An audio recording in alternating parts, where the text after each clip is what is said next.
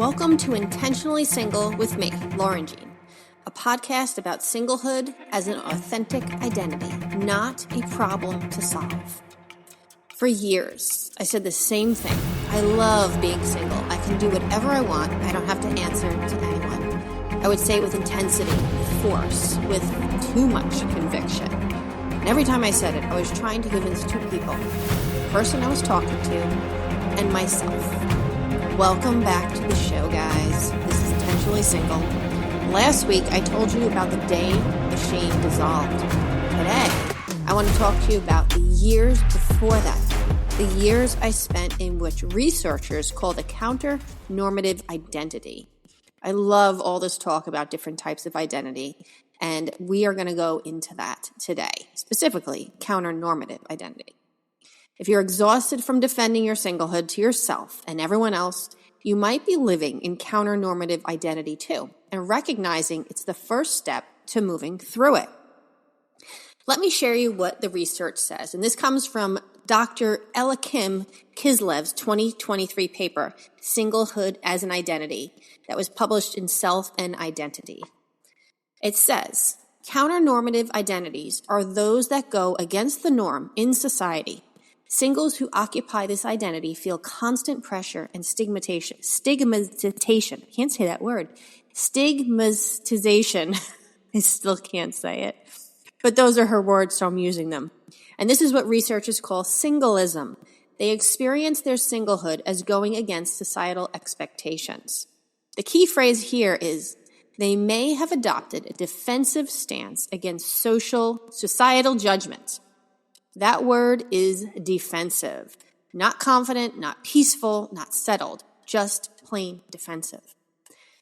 This research identifies three distinct ways people experience singlehood.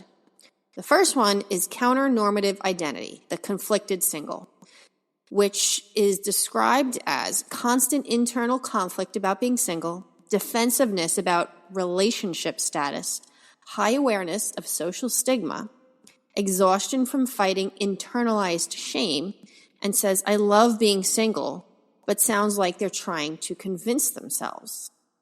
Second type identified is the fluid single. Singlehood as one aspect of identity, not the defining one. Can be annexed or discarded based on preference, is less conflict, more acceptance, genuinely open to change, and says, I'm single right now, and that's fine. The third type is core identity, which is the single at heart. Singlehood as an authentic, essential self, not seeking to change status, no conflict about being single, genuinely thriving in singlehood. Says, I'm single, the way someone might say, I'm an introvert, just the fact. For most of my adult life, I was type 1, counter-normative, conflicted, exhausted from defending. So, let's look at how to recognize counter-normative identity in yourself. So there are many signs. So sign one is like the defensive positivity. You say things like, I love being single. Being single is so much better than being in a bad relationship. I can do whatever I want.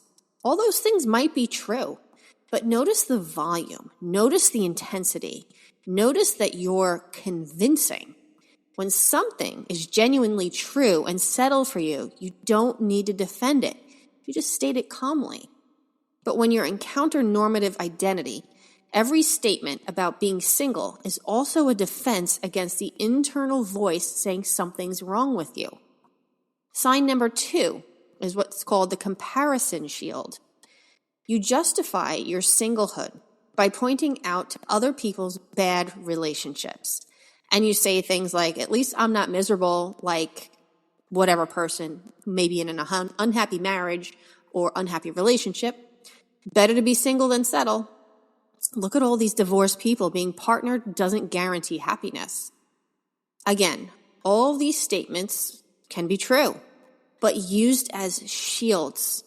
You're not celebrating your singlehood. You're defending it by comparison. The sign 3 is called future hedging. This was my tell. I would always add, I'm perfectly single and happy right now, but I'm still open to meeting someone if it happens naturally. That right now was crucial. It signaled, please don't pity me. I'm not really okay with being alone forever. There's still hope. I'll be normal someday. The translation, what people might hear or think that you're actually saying is, I'm single temporarily, but I'm still fixable. When you're in counter-normative identity, you can't just say, I'm single. You have to add qualifiers that single, you're not really defective. Sign 4 is the overachiever compensation. So you excel in other areas to compensate for being single, your career, fitness, education, finances, which are all valuable pursuits. But underneath, I may be single, but I'm still worthy. See, I'm achieving in these other areas. As if you need to prove your value because your relationship status suggests that you lack it. The 5th sign is exhaustion. This is a big one. You're tired. You're tired of explaining, tired of defending, tired of the internal argument that never resolves, tired of feeling like you need to justify your existence. And the exhaustion, that counter-normative identity, because maintaining a defensive stance 24/7 is psychologically, physiologically draining. Now, we're going to look at what studies show about singleism and the mental health impact that it has on it. So there's research by Bella DiPaolo at UC Santa Barbara showing that single people are stereotyped as immature, insecure, self-centered, unhappy, lonely, while married people are described as mature, stable, honest, happy, and kind. These stereotypes are not based on individual characteristics, though. They're based solely on relationship status. How stigmas get internalized? There is research by Sharp and Ganong, 2011, studied young single women and found that they constantly received messages that the number of eligible men was dwindling. They were on this kind of deviant life path. They needed to settle down before it's too late. Here's what happens. You start to believe that. Even when you consciously reject these messages, they get in and they get in deep. They become the voice in your head that says something's wrong with you. And the mental health impact, the research shows that counter-normative identity causes reduced self-esteem, depression, anxiety, negative self-identity. And this is not because single is problematic, but because constantly fighting this internalized stigma is psychologically exhausting. Now, let me share some specific data about Gen X singles. From Americans are increasingly single and okay with it by 5/38/2023. So for Generation X specifically, which is ages 45 to 60, there are some percentages and stats that I want to share with you. 65% say they cannot find someone who meets their expectations. 64% say they enjoy being single more than being in a relationship. 65% say that they have more important priorities right now. 61% find it difficult to meet people.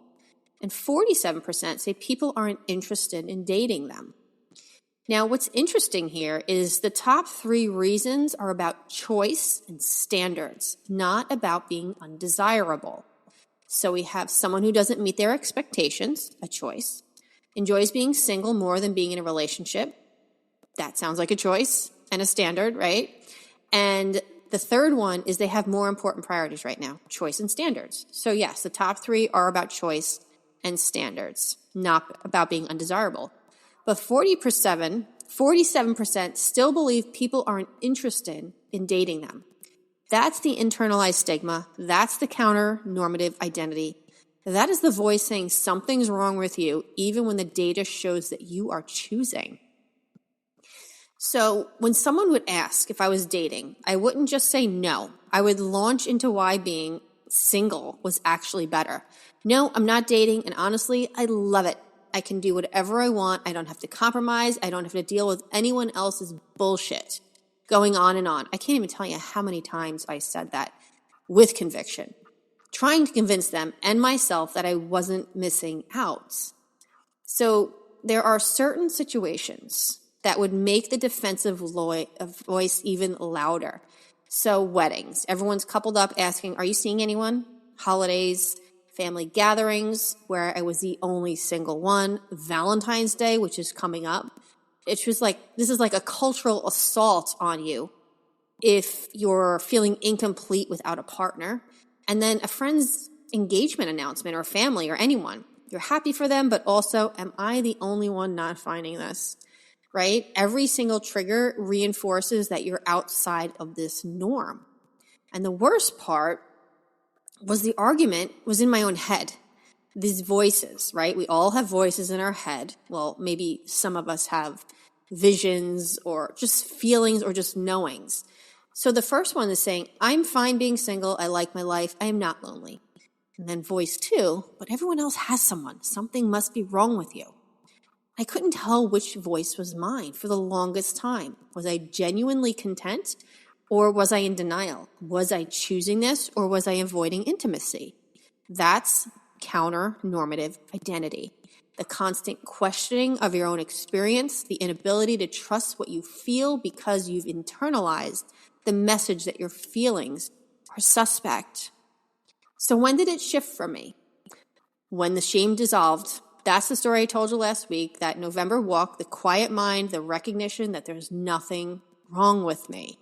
Once that shame dissolved, the defense dropped.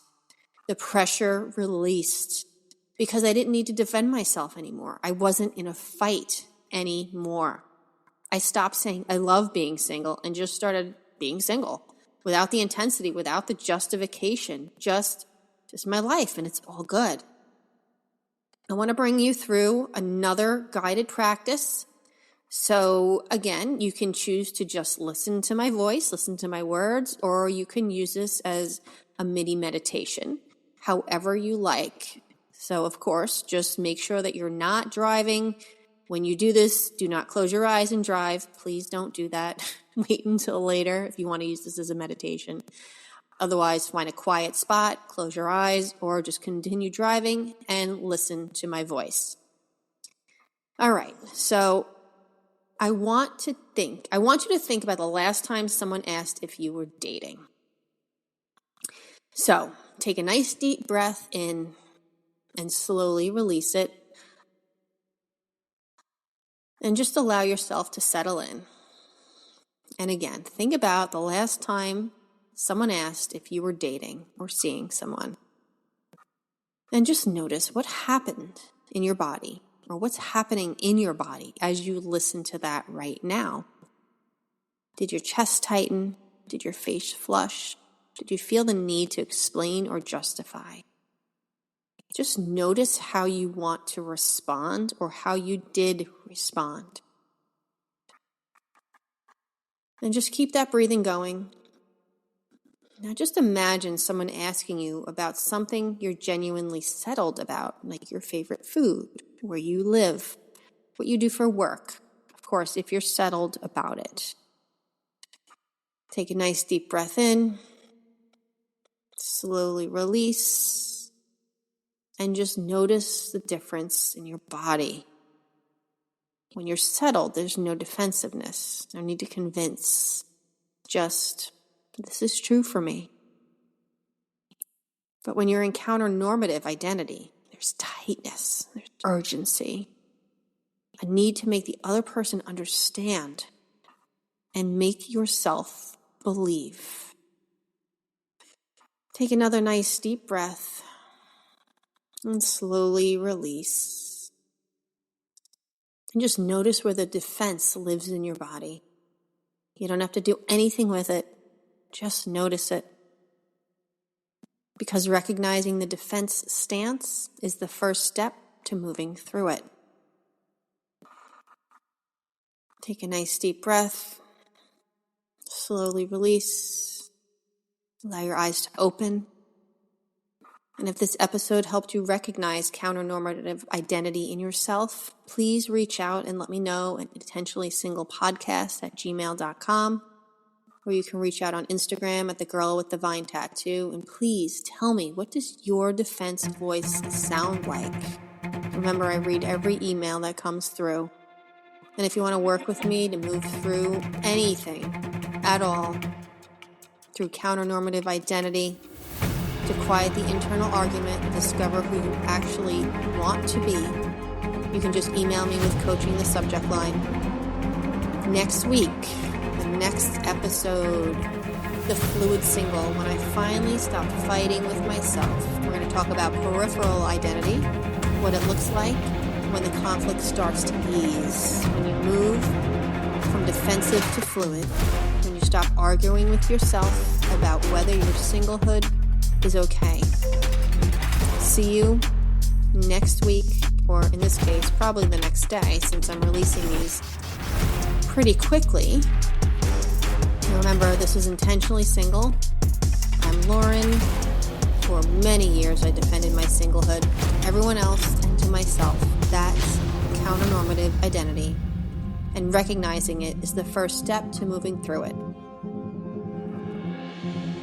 Remember, singlehood as an authentic identity, not a problem to solve. Again, this is Intentionally Single. I'm Lauren Jean. Thank you so much for listening to today's episode.